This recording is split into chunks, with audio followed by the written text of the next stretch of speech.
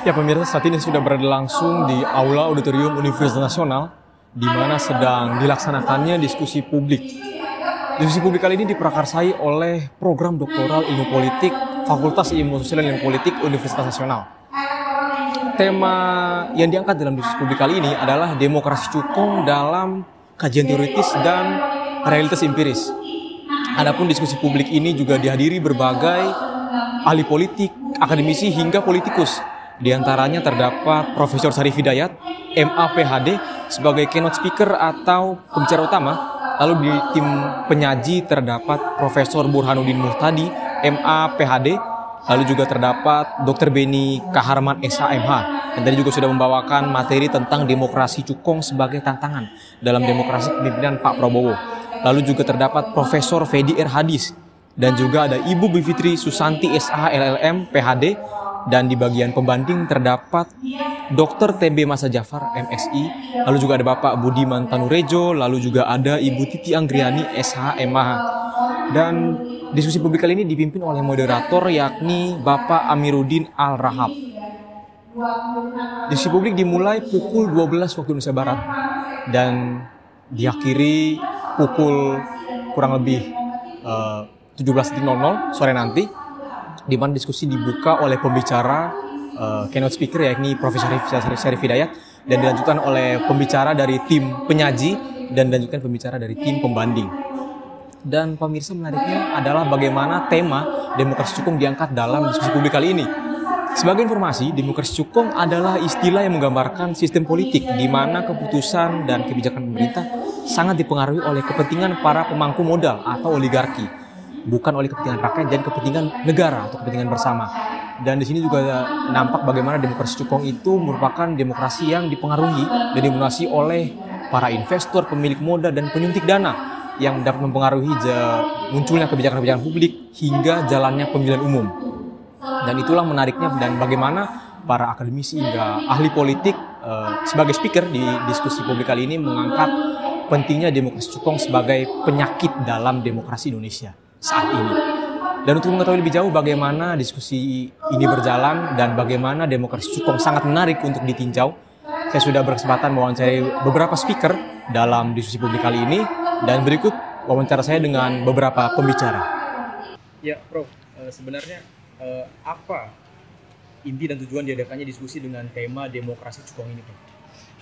Yang pertama, tujuan kita mengangkat diskusi tentang demokrasi cukong ini adalah kita ingin menunjukkan bagaimana memaknai atau menjelaskan stagnasi demokrasi yang terjadi saat ini dari perspektif ekonomi politik.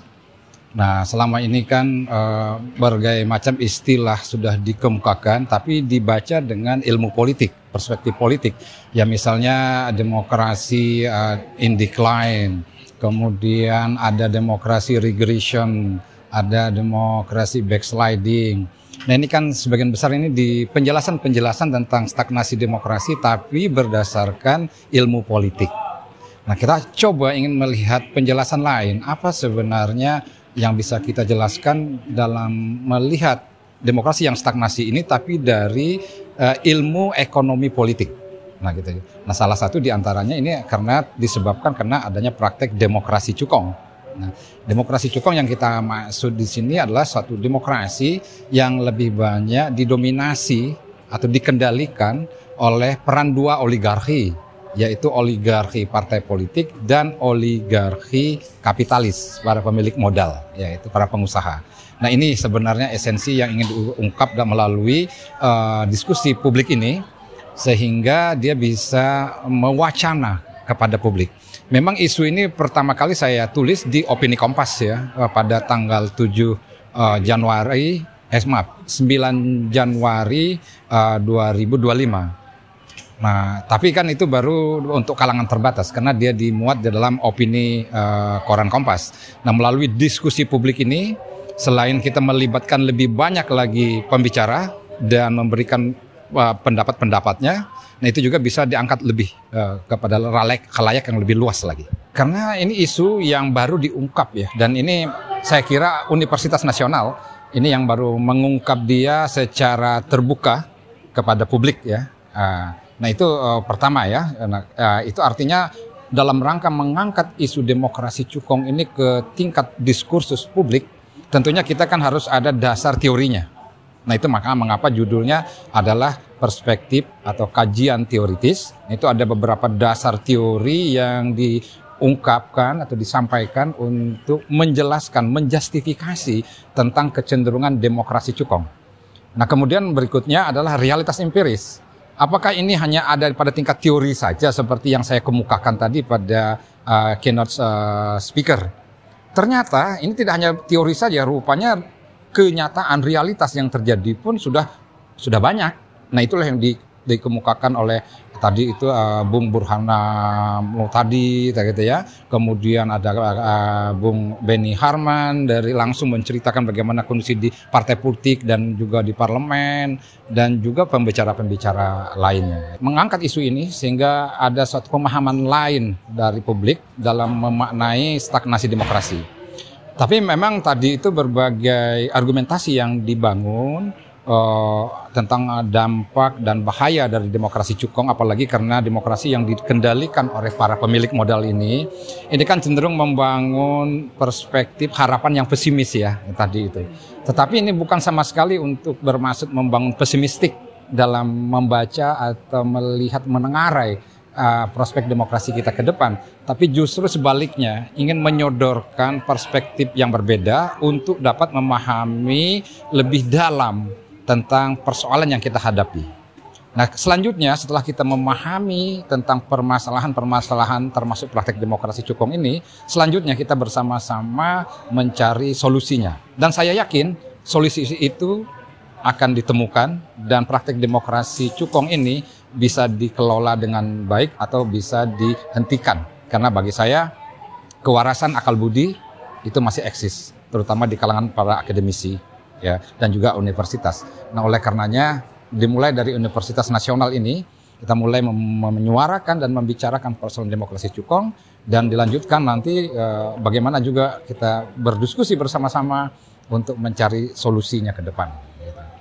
Ya, diskusi semacam ini sangat penting ya, demokrasi cukong dan bagaimana dampaknya terhadap kualitas demokrasi.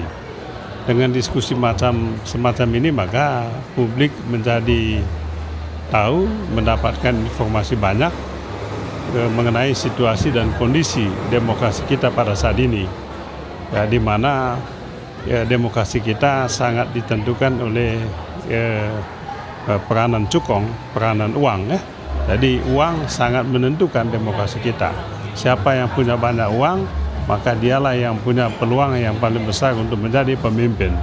Dan ini tentu sangat bagus untuk demokrasi. Dengan demokrasi malah banyak pemimpin daerah dalam pilkada yang tidak sesuai dengan apa yang menjadi harapan masyarakat ya. Jadi peranan uang itu sangat dominan. Nah, diskusi semacam ini harapan saya bisa membuka wawasan kita semua, membuka wawasan para mahasiswa dan juga para akademisi di sini. Lalu bagaimana solusi, bagaimana mengatasinya. Ya, cukong itu kan ya, dengan menggunakan kekuatan uang bisa membeli suara rakyat ya. Jadi rakyat itu dibayar supaya mendukung calon pemimpin yang sesuai dengan harapan mereka. Ya, baik pemirsa, demikian berita yang dapat saya sampaikan. Saya Pedro dan juru kamera Ilham melaporkan langsung dari Aula Auditorium Universitas Nasional.